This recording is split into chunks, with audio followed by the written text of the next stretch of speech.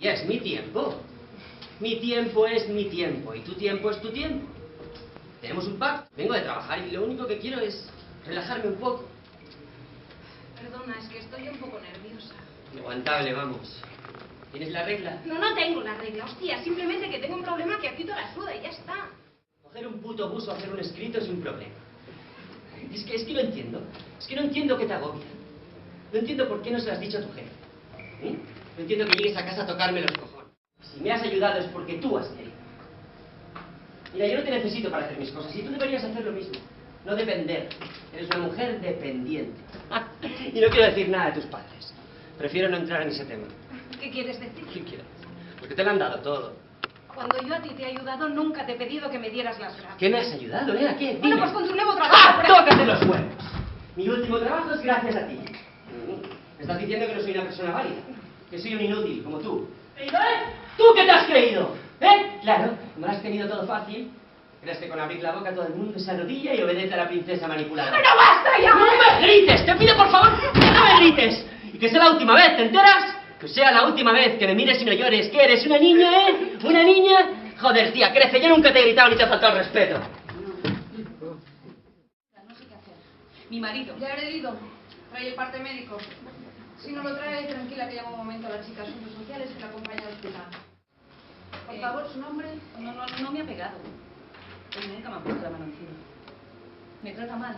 Me insulta constantemente. Señora, pero... Maridos y mujeres que se insultan, ha habido siempre. Pero yo insisto. La ha amenazado, le ha agredido, ha dicho que va a hacerle daño. Me ignora.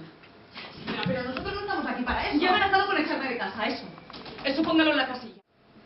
No podría venir alguno de ustedes, y decirle que no me humille, que no me insulte, que me deje en paz. A ver, señora, ¿dónde voy si no tengo dónde ir? ¿Dónde coño voy? Que yo no estoy loca.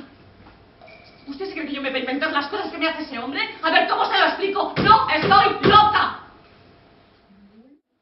Seguro que la ha pillado en un momento de mal humor. Una chica de Asuntos Sociales, pero yo no creo que le haga a usted nada malo. Esto es lo que no me hace de malo. ¿Lo ve? Así. Con excusa o sin excusa. Unos días hay gritos.